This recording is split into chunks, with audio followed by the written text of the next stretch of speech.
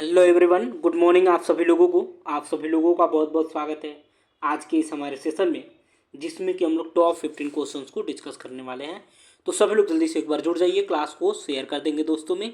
जो लोग भी क्लास में पहली बार जुड़े हैं, प्लीज़ चैनल को सब्सक्राइब करेंगे, बेल आइकन को प्रेस करेंगे, ताकि वीडियो का नोटिफिकेशन डेली आप सभी लोगों को मिल सके। तो एक बार जुड़िए, क्लास को शेयर करिए। देरी ना करते हुए चलते हैं हम फर्स्ट क्वेश्चन की तरफ। एक बार मुझे बता दीजिए voice quality, video quality clear है कि नहीं, फिर क्लास को एक बार शेयर कर दीजिए। बताएंगे टाइफाइड में शरीर का कौन सा अंग प्रभावित होता है?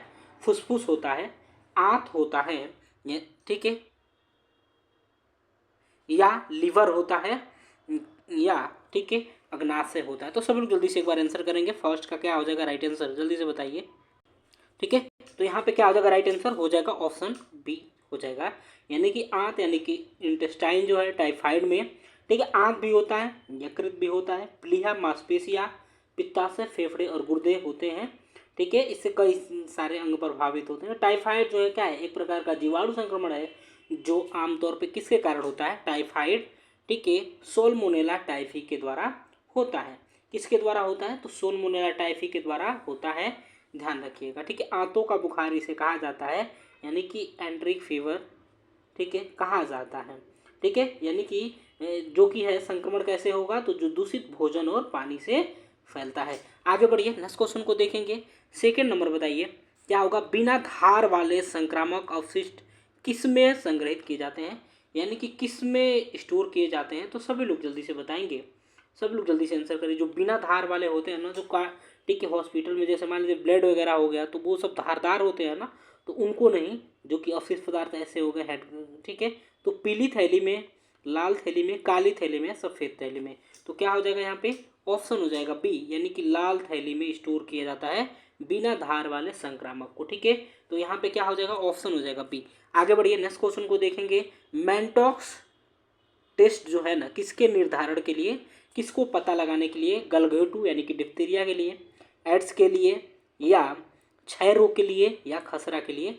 तो सभी लोग यहाँ पे बताएंगे। थर्ड का क्या हो जाएगा?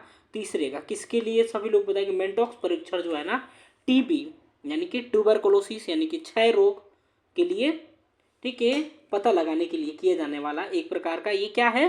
तो त्वचा परीक्षण है। ठीक है, इसे ट्यूबरकुलिन त्वचा परीक्षण या ठीक है पिरकोरेट परीक्षण भी कहा जाता है। क्या कहा जाता है?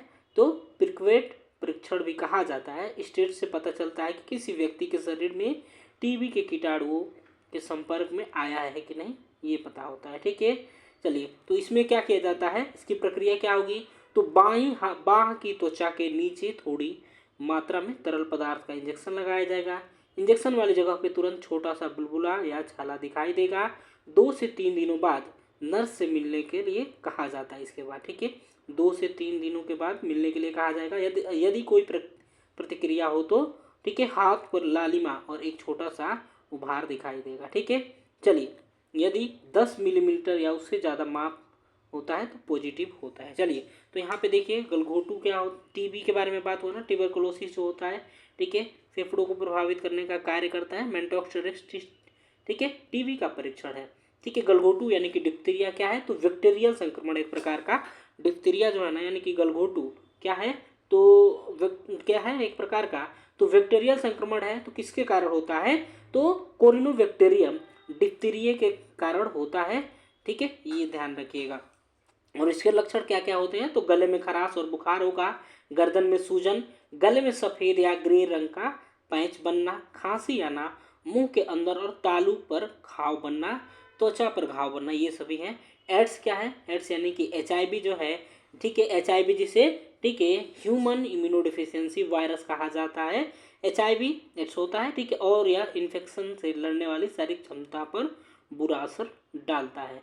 यह वायरस ठीक है इन्फेक्शन वाला खून, वीर यानी कि सीमन के द्वारा, योनि द्रव यानी कि वेजाइनल फ्लूइड के संपर्क में आने से फैलता है। तो यहाँ पे ध्यान रखना है। ठीक है, खसरा आपको पता ही है। ठीक है, खसरा यानी कि रूबेला एक ठीक है संक्रामक वायरल संक्रमण है, जो कि छोटे बच्चों के लिए गंभीर हो सकता है, लेकिन टीके से आसानी से इसे रोका जा सकता है। चलिए आगे बढ़िए, नेक्स्ट क्वेश्चन को देखेंगे। फोर्थ नंबर बताएंगे, भारत में शिशु मृत्यु दर का मुख्य कारण क्या है? तो यदि आपसे पूछ लिया जाए शिशु मृत्यु दर की गणना कितनी जनसंख्या पे किया जाता है, तो ये चीज़ें आप लोगों को बताना है। और मातृ मृत्यु ठीक है दर की जनगणना ठीक सॉरी निर्धारण किस पे किया जाता है, तो ये चीज़ें आप लोगों को बताना है। कमेंट बॉक्स में जरूर बताएंगे, पर क्लास को सभी लोग शेयर करिए दोस्तों, ठीक है, क्लास को आप लोग शेयर कर दीजिए। तो यहाँ पे क्या हो जाएगा, शिशु मृत्यु दर, ठीक है, तो क्या होता है शिशु मृत्यु दर, जो कि ठीक है हर 1000 जीवित जन्मों पर एक साल में 1 साल से कम उम्र के बच्चों की मौतों की संख्या को यानी कि मृत्यु की संख्या को शिशु मृत्यु दर कहा जाता है। ठीक है, यह क्या है, स्वास्थ्य की स्थिति एक अहम संकेतक है। तो यह बताइए इसका मुख्य कारण क्या है, तो तीव्र श्वसन तंत्र संक्रमण, अपरिपक्वता, दस्त रोग या जन्मजात विसंगतियाँ। तो देखिए यहाँ पे देखिए कैसे निकालेंगे, तो 1 साल से कम उम्र की बच्चों में होने वाली मौतों की संख्या, तो 1000 पे 1 सालों में, ठीक है, 1 साल से कम उम्र के बच्चों की मृत्यु की संख्या पे निकाला जाता है शिशु मृत्यु दर। तो यहाँ पे क्या हो जाएगा, किसके कारण होता है, तो ये अपरिपक्वता के कारण होता है। ठीक है, सबसे ज़्यादा, ठीक है, मुख्य कारण क्या है, तो अपरिपक्वता। ठीक है, अपरिपक्वता का मतलब क्या होता है, किसी पूरी तरह से विकसित ना होने के कारण, पूरी तरीके से विकसित ना होने के कारण, या प्री मेच्योरिटी कहा जाएगा। ठीक है, प्री मेच्योरिटी इसे कहा जाता है। चलिए, तो इसमें देखिएगा परिपक्वता क्या है, तो विकास की वह प्रक्रिया है जिसके जरिए, ठीक है, बच्चा जो है बदलता है, बढ़ता है और विकसित होता है। तो यदि वो विकसित नहीं होगा तो उसकी मृत्यु का कारण वो बन सकता है। ठीक है, तो यहाँ पे ध्यान रखिएगा। ठीक है, ये क्या है, तीव्र श्वसन तंत्र संक्रमण क्या है, तो एक संक्रमण है, ठीक है, जिससे क्या होता है, तो सांस लेने में दिक्कत आती है, इसको ध्यान रखना है। दस्त रोग क्या है, दस्त रोग या डायरिया, ठीक है, दस्त रोग या डायरिया जो है, ठीक है, दस्त रोग एक संक्रमण है, ठीक है, जिससे बार बार मल आता है, यह वायरस या बैक्टीरिया से होता है। ठीक है, क्या होता है, तो इसमें क्या होता है, बार बार दस्त आना होगा, पतला मल आना, ज़्यादा प्यास लगना, कमजोरी महसूस होना, इसमें क्या होगा, डिहाइड्रेशन होगा, पेशाब कम आना, जीभ और मुख में सूखापन होना, त्वचा ढीला होना, ये सभी चीज़ें हैं इसके। ठीक है, इसके उपाय क्या करेंगे, साफ सफाई के कारण, ठीक है, सही रहेगा। ठीक है, साफ सफाई रखेंगे, गंदे हाथों से भोजन ना करें, दूषित पानी ना पिएं, उबला हुआ पानी पिए, शौच के बाद हाथ धोएं, ये सभी चीज़ें इससे बचने के लिए। जन्मजात विसंगतियाँ क्या है, ठीक है, तो ये भी आप लोगों को मैंने कई बार बताया है, जैसे कि डाउन सिंड्रोम है ना, ठीक है, डाउन सिंड्रोम है, क्या है, एक प्रकार का क्या है, तो जन्मजात विसंगति में आता है। आगे बढ़िए, 5th नंबर को देखेंगे, किसके लिए पृथक्करण आइसोलेशन उपयोगी होता है, डिप्थीरिया के लिए, हेपेटाइटिस ए के लिए, टाइफाइड या पोलियोमाइलाइटिस के लिए। तो 5th का सभी लोग आंसर करिए जल्दी से, क्या हो जाएगा, तो पृथक्करण यानी कि आइसोलेशन क्या होता है, तो अलग करना। ठीक है, मान लीजिए किसी व्यक्ति को कोविड में क्या किया जाता है, आइसोलेट ही तो किया जाता था, सबसे अलग कर देना, यानी कि एक अलग जगह पे रखना। ठीक है, उसे आइसोलेट करना, आइसोलेशन कहा जाएगा, पृथक करना कहलाएगा। ठीक है, तो यहाँ पे बताएंगे किसमें होता है, तो ये होता है डिप्थीरिया यानी कि गलघोटू में। ठीक है, किसमें किया जाता है आइसोलेशन, ठीक है, आइसोलेशन यानी कि डिप्थीरिया यानी कि गलघोटू में किया जाता है। और गलघोटू जो है नाक और गले का गंभीर संक्रमण है, ठीक है, जीवाणु संक्रमण है, जिसे टीके के द्वारा आसानी से रोका जा सकता है। ठीक है, और ये क्या करेगा, श्वसन तंत्र को संक्रमित करता है, जब व्यक्ति श्वसन तंत्र के परत में प्रवेश करते हैं, ठीक है, ठीक है, प्रवेश करते हैं और उससे जुड़ जाते हैं, तो इससे क्या हो, यह कमजोरी, गले में खराश, हल्का बुखार, ठीक है, और क्या होगा, गर्दन में सूजन वाली ग्रंथियों को पैदा, ठीक है, सूजन भी पैदा कर सकता है। ठीक है, यहाँ पे देखिए हेपेटाइटिस ए जो है, ठीक है, ए क्या है, तो वायरस, ठीक है, वायरस की वजह से होता है। ठीक है, होता है, जो कि लीवर में होने वाला अत्यधिक सर्जन में गंभीर संक्रमण है। ठीक है, चलिए इसे आसानी से टीके से रोका जा सकता है। इसमें क्या होगा, तो थकान, उल्टी, पेट में दर्द, भूख न लगना और हल्का बुखार इसके लक्षण हो सकते हैं। चलिए, टाइफाइड को अभी मैंने बताया, ठीक है, जिसे आंत का बुखार कहा जाता है या एंट्रिक फीवर कहा जाता है। ठीक है, आप लोग कमेंट बॉक्स में बताइए किसके कारण होता है टाइफाइड। ठीक है, पोलियोमाइलाइटिस, ठीक है, जिसे पोलियो को क्या, पोलियोमाइलाइटिस के नाम से जाना जाता है। ठीक है, ऐसा वायरस है जिससे लकवा हो सकता है, इसे पोलियो के टीके से आसानी से रोका जा सकता है। ये कैसे फैलेगा, तो पोलियो जो है ना, गंदे पानी खाने की वजह से फैलता है। इसके अलावा यह संक्रमित व्यक्ति से संपर्क में आने से भी फैलेगा। ठीक है, आगे बढ़िए, नेक्स्ट क्वेश्चन को देखेंगे। 6th नंबर बताइए, छठे का, एक बार क्लास को सभी लोग शेयर करिए, क्लास को आप लोग शेयर नहीं कर रहे हैं। एक बार बताइए क्या हो जाएगा, निम्नलिखित में से किसके अतिरिक्त सभी महिलाओं में HIV संक्रमण ठीक है प्राप्त करने की संभावनाओं में वृद्धि से संबंध है। तो यहाँ पे छठे का आंसर करिए क्या हो जाएगा, ठीक है। तो ऑप्शन क्या हो जाएगा यहाँ पे, डी हो जाएगा राइट आंसर, यानी कि ट्राइकोमोनास, ठीक है, वेजाइनेलिस संक्रमण जो हो जाएगा यहाँ पे, ठीक है, क्या हो जाएगा, असुरक्षित, ठीक है, यौन संबंध के द्वारा ये फैलता है, ठीक है। तो ध्यान रखिएगा असुरक्षित रंग, ठीक है, क्या होगा। चलिए तो यहाँ पे आगे बढ़ेंगे हम लोग, नेक्स्ट क्वेश्चन को देखेंगे और क्या हो जाएगा, ऑप्शन डी हो जाएगा। चलिए 7 नंबर को देखिए, काला आजार रोग किससे संबंधित है, काला आजार किससे फैलता है, तो बताइए सेंड मक्खी के द्वारा, मच्छर के द्वारा, ठीक है, सोम्ट जुआ के द्वारा या टेट से मक्खी के द्वारा। तो आंसर करिए, एक बार क्लास को आप लोग शेयर करेंगे। 7 का बताइए, 7वें का क्या हो जाएगा, तो किससे फैलता है, ठीक है। देखिए ये लिस्मेनिया परजीवी के संक्रमण से होने वाला बीमारी है जो कि सेंड फ्लाई के काटने से फैलेगा। किससे काटने से फैलेगा, तो ये सेंड फ्लाई यानी कि ठीक है सेंड मक्खी के काटने से फैलता है, ठीक है, सेंड फ्लाई, ठीक है, के काटने से फैलता है। तो ऑप्शन क्या हो जाएगा यहाँ पे, ऑप्शन हो जाएगा ए। आगे बढ़िए नेक्स्ट क्वेश्चन को देखेंगे, निम्नलिखित में से कौन से संक्रमण के लिए टेट से मक्खी एक संचरण कारक है। तो संचरण कारक यानी कि टेट से मक्खी किसको फैलाता है, सभी लोग जल्दी से बताएंगे क्या हो जाएगा। सेंड फ्लाई के कारण तो काला आजार होता है ना, ठीक है, सभी लोग यहाँ पे बताएंगे टेट से फ्लाई, ठीक है। टेट से फ्लाई जो है क्या है, तो अफ्रीका में पाए जाने वाले एक प्रकार का मक्खी है, ठीक है, अफ्रीका में पाया जाता है। यहाँ पे सभी लोग जल्दी से बताएंगे 8वें का राइट आंसर क्या हो जाएगा, तो ऑप्शन हो जाएगा बी, यानी कि ट्रिपेनो, ठीक है, ट्रिपेनोसोमा गेम्बियंस हो जाएगा यहाँ पे। ध्यान रखिएगा एक परजीवी है, ठीक है, जिससे मानव, ठीक है, मानव अफ्रीकी टिप्नोसोमियासिस यानी कि नींद की बीमारी इससे होता है। किससे होगा, तो इससे नींद की बीमारी होगा। आगे बढ़ेंगे नेक्स्ट क्वेश्चन को देखेंगे, ठीक है। बताइए 9th नंबर बताएंगे, नर्स को एक नवजात के इरिथ्रोमाइसिन मलहम लगानी है, उसे आँख के किस क्षेत्र में लगानी चाहिए। तो आँख के किस क्षेत्र में, कार्निया में लगाएगी, पलकों के नीचे, निचले कंजक्टाइवा पर या ऊपरी कंजक्टाइवा पर। तो सब लोग यहाँ पे जल्दी से बताएंगे क्या हो जाएगा, आंसर करिए, ठीक है, ठीक है। इरिथ्रोमाइसिन मलहम लगाना है, एक प्रकार का क्या है, एंटीबायोटिक है, ठीक है, जो जिसको क्या किया जाता है, तो जीवाणु संक्रमण के इलाज के लिए उपयोग किया जाता है, ठीक है, जीवाणु संक्रमण के इलाज में इसको उपयोग किया जाता है।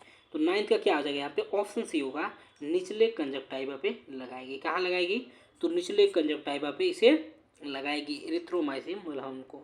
चलिए आगे बढ़ेंगे नेक्स्ट क्वेश्चन को देखेंगे। 10th नंबर बताएंगे, बताइए शिशु में डीपीटी का टीका लगाने का अनुशंसित स्थल, ठीक है, डीपीटी का टीका, ठीक है, यानी कि डिप्थीरिया टेटनस परट्यूटिस का टीका लगाने, ठीक है, कहाँ पे इसको लगाया जाता है, ठीक है, डेल्टाइन में या ग्लूटियल अग्रभुजा या इंद्रावेनस में, ठीक है, इंट्रावेनस, ठीक है, इंट्रावेनस है, इंद्रावेनस हो गया है, ठीक है, ये इंट्रा है,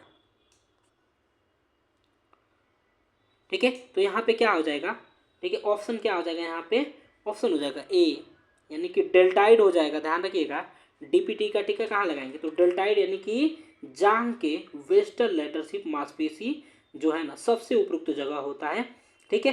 तो यहाँ पे ध्यान रखिएगा डीपीटी वैक्सीन की खुराक 6 सप्ताह की उम्र, ठीक है, से शुरू होकर 4 सप्ताह के अंत पर, ठीक है, 3 खुराक दिया जाता है, ठीक है, 3 खुराक। और कमेंट बॉक्स में बताइए कि कब कब दिया जाता है इसका, ठीक है, 4 सप्ताह के अंतराल पे दिया जाता है। तो 6, 10, 14, ठीक है, 6, 10, 14, ठीक है, दिया जाता है 6 सप्ताह पे, फिर 10 सप्ताह पे, फिर 14 सप्ताह पे दिया जाता है। यह 15 से 18 महीने और 5 साल पर, ठीक है, 2 बूस्टर खुराकें दिया जाता है, देखिएगा। चलिए आगे बढ़ेंगे, ठीक है। डेल्टोइड जो कि क्या है, तो कंधे की एक बड़ी त्रिकोणीय मांसपेशी होती है। यहाँ पे देखिए ग्लूटियल का मतलब क्या होता है, नितंबों की मांसपेशी जो होता है, ग्लूटियल होता है अग्रभुजा, ठीक है, कोहनी और कलाई के बीच का अंग का हिस्सा होता है, कोहनी और कलाई के बीच का। आगे बढ़िए 11 नंबर को देखिएगा, ट्राइसोमी 21, ट्राइसोमी एक प्रकार का अनुवांशिक है। तो यहाँ पे बताएंगे 21 अन्य किस नाम से जाना जाता है, ठीक है, क्लीन, ठीक है, Klinefelter syndrome, Turner syndrome, sickle cell anemia या डाउन सिंड्रोम। तो यहाँ पे क्या हो जाएगा 11 का, सभी लोग बताइए 11वें का क्या हो जाएगा, ऑप्शन डी होगा, डाउन सिंड्रोम हो जाएगा। क्या हो जाएगा, ट्राइसोमी 21 को अन्य किस नाम से जाना जाता है, तो इसे डाउन सिंड्रोम के नाम से जाना जाता है। ठीक है, डाउन सिंड्रोम क्या है, तो एक अनुवांशिक गुणसूत्र जिसमें क्या होती है, गुणसूत्रों की संख्या, क्रोमोसोम्स की संख्या कितनी होगी, 21 से जुड़ी समस्या है। ठीक है, जिससे क्या होता है, बच्चे के विकास की गति पर असर पड़ता है, साथ ही बौद्धिक विकास में देरी होता है। ठीक है, बौद्धिक विकास, मेंटल रिटार्डेशन में, ठीक है, देरी होता है। डाउन सिंड्रोम के क्या है, एक प्रकार का अनुवांशिक विकार है जो असामान्य कोशिका विभाजन के परिणाम स्वरूप अतिरिक्त अनुवांशिक गुणसूत्र यानी कि क्रोमोसोम्स 21 से बनता है। यहाँ पे ध्यान रखिएगा। इससे क्या होगा, इसके कारण क्या होगा, डाउन सिंड्रोम के कारण क्या होगा, चेहरे की अलग बनावट, स्वरूप, बौद्धिक विकलांगता और विकास, ठीक है, विलंबता होती है। ठीक है, यह जो है ना थायराइड या हृदय रोग से जुड़ा हो सकता है। एक से अधिक, ठीक है, शरीर की प्रणालियाँ भी इससे शामिल हो सकती हैं इसमें। चलिए तो आगे बढ़ेंगे। ठीक है, आगे बढ़िए, नेक्स्ट क्वेश्चन को देखेंगे। 22 नंबर बताएंगे, स्तनपान कराने वाली माता के आहार में क्या बढ़ाने के लिए नर्स उसको महत्व पर जोर देती है, तो क्या बढ़ाने के लिए ज़्यादा नर्स कहती है, यहाँ पे सभी लोग बताएंगे वसा, प्रोटीन, कैलोरी या विटामिन के। ठीक है, विटामिन के क्या होता है, तो सभी लोग इसका रासायनिक नाम कमेंट बॉक्स में लिखेंगे। ठीक है, स्तनपान कराने वाली माताओं को, ठीक है, तो सबसे ज़्यादा इसमें क्या बढ़ाने के लिए नर्स कहेगी, तो 12th का क्या हो जाएगा, यहाँ पे कैलोरी को बढ़ाने के लिए कहा जाएगा। ठीक है, तो बताइए, तो एक बार बताएंगे कमेंट बॉक्स में आप लोग कितनी अतिरिक्त कैलोरी दिया जाता है। ठीक है, स्तनपान कराने वाली माता को कितने अतिरिक्त कैलोरी दिया जाता है, सभी लोगों को बताना है। ठीक है, चलिए आगे बढ़ेंगे, नेक्स्ट क्वेश्चन को देखिए। 13 नंबर बताएंगे, 13 का, 2 सप्ताह से के शिशु में हाइड्रोसिफेलस का शीघ्रतम चिन्ह जिसे नर्स अवलोकन करेगी। ठीक है, 2 सप्ताह के शिशु में हाइड्रोसिफेलस का शीघ्रतम चिन्ह जिसे नर्स क्या करेगी, अवलोकित करेगी, तो धसी हुई आंखें या ऊंची आवाज में तीक्ष्ण, ठीक है, रुलाई, उभरा हुआ अगर फोंटेनल, बढ़ा हुआ सिर का परिमाप।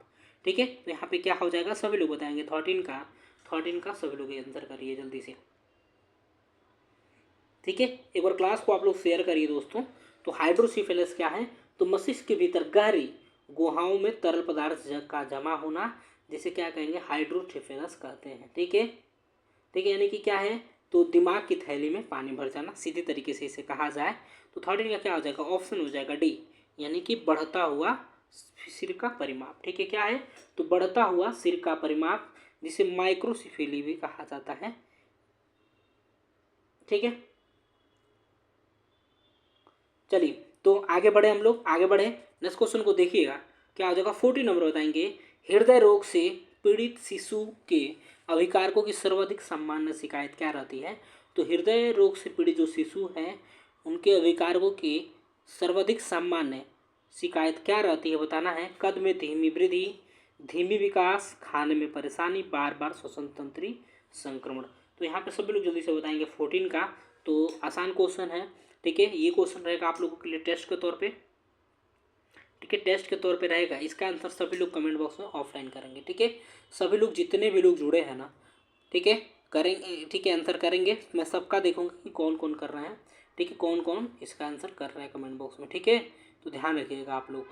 ठीक है, चलिए तो लास्ट क्वेश्चन की तरफ बढ़ते हैं और स्कोर भी बताएंगे। देखिए, जो लोग भी क्लास में, ठीक है, ठीक है, लेट से जुड़ते हैं ना, तो जितने प्रश्न आपके छूटे रहते हैं तो उसको आप लोग क्या करिएगा, तो बाद में देख लीजिएगा, क्लास खत्म होने के तुरंत बाद देखेंगे, ये नहीं कि बाद के लिए छोड़ देंगे, तो वो नहीं हो पाता है। ठीक है, वो नहीं हो पाता है, ऐसे लाइव क्लास ले लीजिएगा तो सही रहेगा।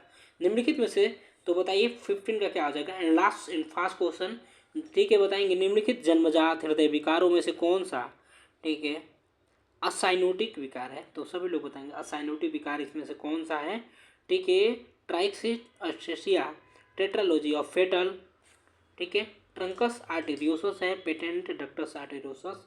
तो सभी लोग यहाँ पे जल्दी से बताएंगे। 15 का क्या हो जाएगा, 15 का बताइए, 15 का क्या हो जाएगा दोस्तों, एक बार आंसर करिए। ठीक है, 15 का क्या हो जाएगा, यहाँ पे क्या हो जाएगा आप लोगों का, ऑप्शन डी हो जाएगा, यानी कि पेटेंट डक्टस आर्टेरियोसस एक प्रकार का क्या है, तो जन्मजात हृदय रोग है जो कि हृदय के विकास के दौरान समस्याओं के कारण हो सकते हैं। ठीक है, यह क्या होता है, तो इसमें हृदय से निकलने वाली दो प्रमुख रक्त वाहिकाएं महाधमनी, ठीक है, और फुफ्फुस धमनियों के बीच के एक छिद्र बीच का एक छिद्र जो है संपर्क छिद्र होता है। तो यहाँ पे ध्यान रखिएगा, ठीक है। ये रहा आपका 15 नंबर प्रश्न। चलिए ये क्या है, ठीक है, ट्राइकोस्फेरेसिया क्या होता है, तो एक जन्मजात हृदय रोग ये भी होता है, इसको ध्यान रखना है। टेट्रोलॉजी ऑफ फेटल क्या है, तो हृदय दोष है जो कि 4 अलग अलग हृदय समस्याओं से बनता है। किससे किससे बनेगा, तो वेंट्रिकुलर सेप्टल दोष, ठीक है, ओवर राइडिंग महाधमनी, या ठीक है फुफ्फुसीय स्टेनोसिस, या दाएं वेंट्रिकुलर हाइपरट्रॉफी हो जाएगा यहाँ पे। चलिए ठीक है, तो ये रहे आपके 15 प्रश्न। मिलेंगे अगली क्लास में आप सभी लोगों से कल सुबह 9 बजे। तब तक के लिए बाय बाय, टेक केयर, ठीक है, अपनों का ख्याल रखिए। मिलेंगे कल सुबह 9 बजे, तब तक के लिए bye bye and take care. Thank you so much for watching, have a great day. ठीक है, सभी लोगों को लास्ट तक बने रहने के लिए धन्यवाद। Bye bye and take care. Thank you so much for watching.